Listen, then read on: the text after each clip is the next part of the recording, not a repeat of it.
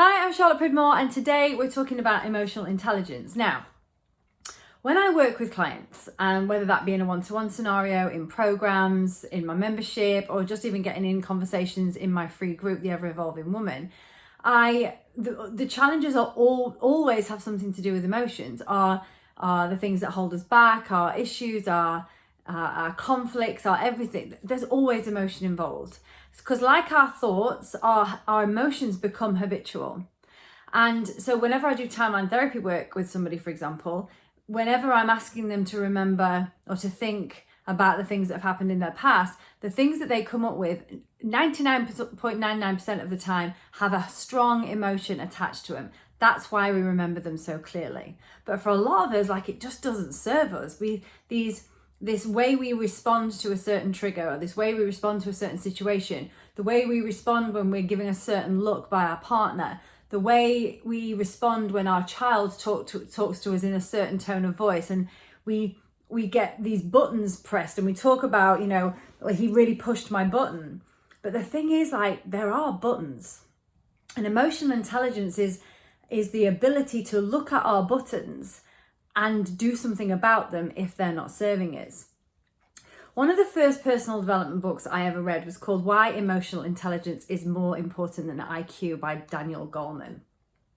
And it absolutely fascinated me because it really confirmed to me what I already thought. And coming from somebody who was not academically intelligent at school, I wasn't a straight A student by any stretch of the imagination, but I could survive in social situations, and I found that got me.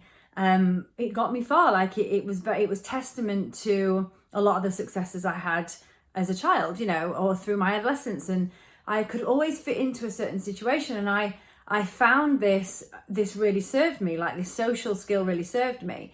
So when I read this book, I was like, oh, that's fascinating. That actually the thing that creates our success isn't just down to IQ. It's not doesn't just have to be how clever you are or what grades you got at school. It can be down to a skill set that you're able to develop.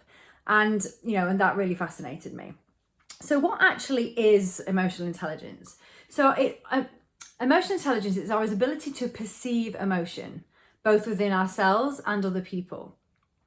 It's also our ability to manage our emotions. We've all done it. You have your knee-jerk reaction, your overreaction to a certain situation. And has it ever happened to you that, you overreact to something, and then later in reflection, you're just like, why did that upset me so much? Why did I feel so upset by that? Why did I shout? Why did I raise my voice? And the more self-aware you become, the more you start to look at that in a sort of very from an objective point of view. You're isn't that interesting? Why do I keep reacting like that? This is especially relevant in your relationships. It's also understanding emotions.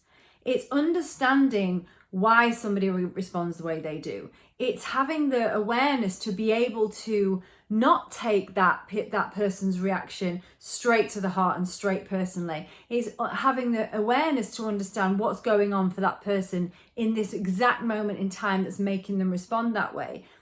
It's having the awareness to not make it mean that it's all about you, which in relationships is, I think, one of the biggest problems. It's also using emotions. So it's knowing that, when you listen to, elite athletes or performers, and they talk about, I use my nerves. I was watching a boxer the other day, a female boxer, and she said, I always get nervous, but I use that energy to drive me. So it's having the awareness to feel the emotion and be able to move it and use it in a way that serves you, not a way that holds you back. And the upshot of all this is that you create greater self-awareness, you have greater self-regulation, you have a deeper empathy, because once you can look at your own emotions and understand them, and you can connect the dots between past experiences, your mindset, things, your thought habits, when you can look, your thought and feeling habits, when you can look at them, it gives you a greater sense of empathy. You can look at a person, react, and say, and your first thought is, I wonder how they are. Are they okay? It's not, oh my God, look how crazy they are, look how angry they are. They've got anger issues. It's none of that. It's just wow, are they okay? Because clearly something is going on for them that is making them react in that certain way. And, you know, empathy, you know, I am obsessed with Brené Brown. So I, you know, I've read all her books and I watch her all the time. And when she talks about shame, and vulnerability, you know, shame can't exist if you add empathy to it. And that counts for ourselves. So when we're looking at how we feel about ourselves and our experiences, and we develop our empathy muscle, when you can apply empathy to yourself, it gives you the greater capacity to apply empathy to others, which makes your experience of the world a greater one. Because if we can see empathy in all situations, then we can have greater understanding and the ability to communicate in a much more constructive way. It also helps with your social skills. Having this kind of awareness, this level of awareness, is imperative to being in your interpersonal relationships plus your external relationships. You know, everything that's where you're involved with another human being. If you have a higher emotional intelligence, you have a higher capacity to build great depth in those situations. Also in business, also when it comes to everything in your life, if you have this capacity to hold emotion and to process it and to feel it and know that that no emotion is bad, allow yourself to process negative emotions when you feel them, because all emotions are there to be felt. Every single one of them. We are emotional beings.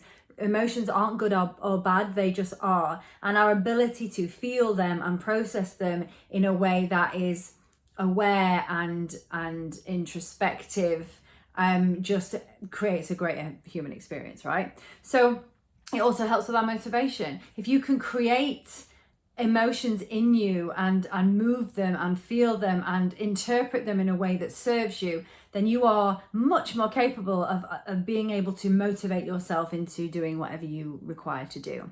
So this is why it's such a major part of the work I do and why it is one of the cornerstones of the All Woman brand.